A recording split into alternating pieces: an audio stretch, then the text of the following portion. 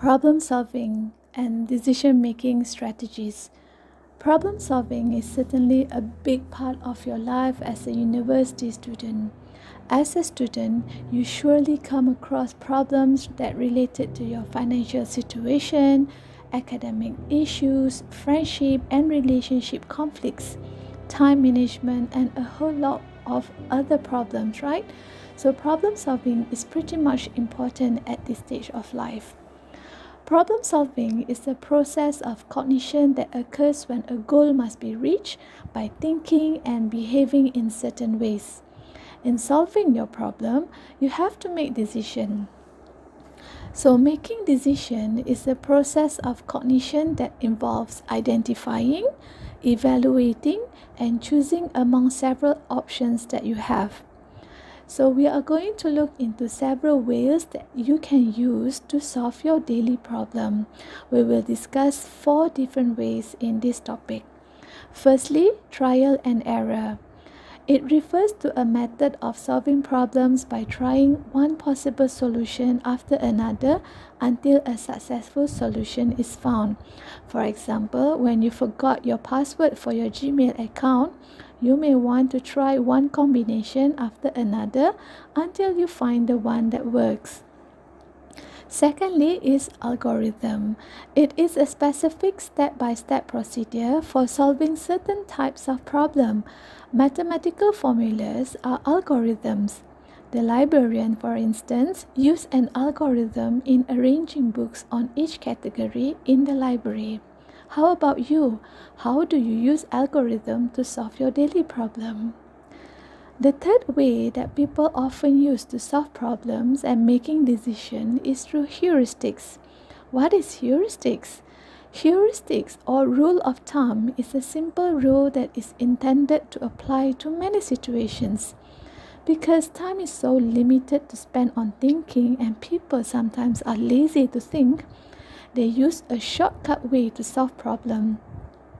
Rather than reading further on information about heuristic, for example, you might just Google it to help you understand the term heuristics.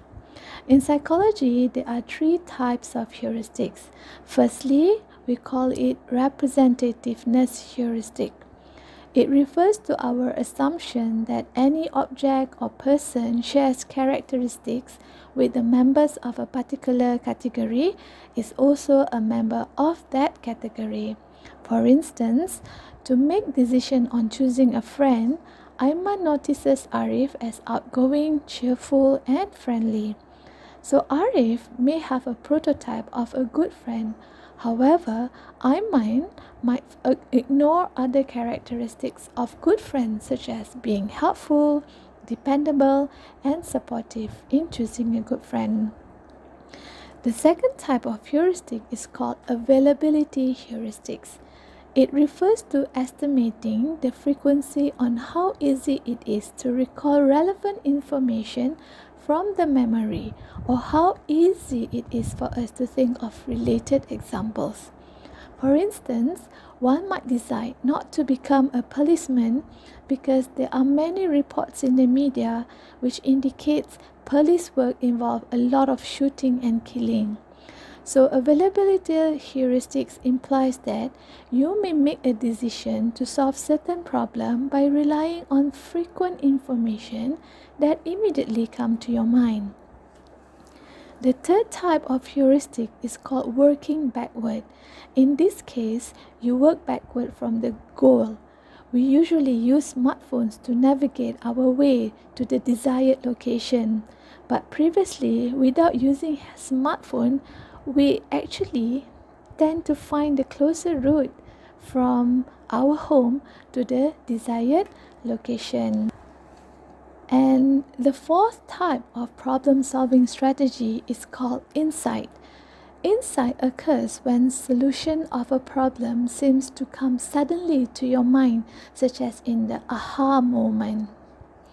So in summary, thinking is a complex process. It involves the use of mental imagery and various concepts to organize our daily life events. However, you have to bear in your mind that there are also barriers and obstacles that you often face in solving your problems. We are learning about 3 common barriers to reach to a successful problem solving. They are functional fixedness, mental sets, and confirmation bias. Let us look at those terms one by one. Functional fixedness involves the difficulty that we face when we only think of an object in terms of their usual use. For instance, when you want to take selfie but you don't have any mobile phone stand, you couldn't think of any using other objects. All the while, there are other objects that you can use to make a stand. All you need to have is some little creativity. Creativity is a result of divergent thinking, which lead to a less likely for you to engage in functional fixedness. In divergent thinking, you always look for new ways of combining ideas and behavior. The second barrier of problem solving is mental sets. It refers to a tendency for people to persist in using certain patterns or ways to solve problems that have worked for them in the past. For instance, because you have used the same path to the campus, you never want to try using other paths that may be shorter or closer. Finally, this is the most important obstacles or barrier for you to solve problem is confirmation bias. It refers to our tendency to search for evidence and information that only fits your own beliefs, while you ignore any other evidences or information that do not fit to those of your beliefs. A plain simple example is those who have a belief of the danger of vaccinations. Anti-vaxxers only search for evidence and information that agree to their belief, but they fail to look for evidence and information on the beneficial impacts of taking vaccines. So there you go. Let me remind you, girl and boy, that Islam always encouraged the believers to use their thinking capabilities, doing research, look for information, or tabayun, thinking over and find for intellectual reasonings before making a decision in any problem-solving process.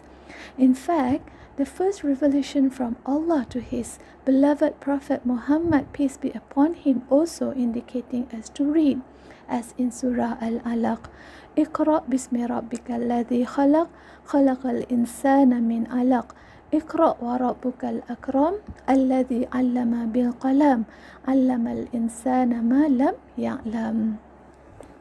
Alright, the topic of cognition, thinking, intelligence, and language also touches on the discussion about intelligence. What does it mean by intelligent? Is it the same as being smart? In discussing about intelligence, there are 4 main theories that explain the different perspectives in understanding the meaning of intelligence. The theories are: first, Spearman's G factor; secondly, Howard Gardner's multiple intelligence; thirdly, Sternberg's triarchic theory; and fourth, CATTELL-Carroll theory of intelligence. What I want you to do is to read further the main summary of each of the theory and look for its strengths and weaknesses. So guys, I hope that this topic is not only beneficial for the course, but also it helps you to develop a better character and a successful analytical problem solver. I see you guys in the next topic. Assalamualaikum warahmatullahi ta'ala wabarakatuh.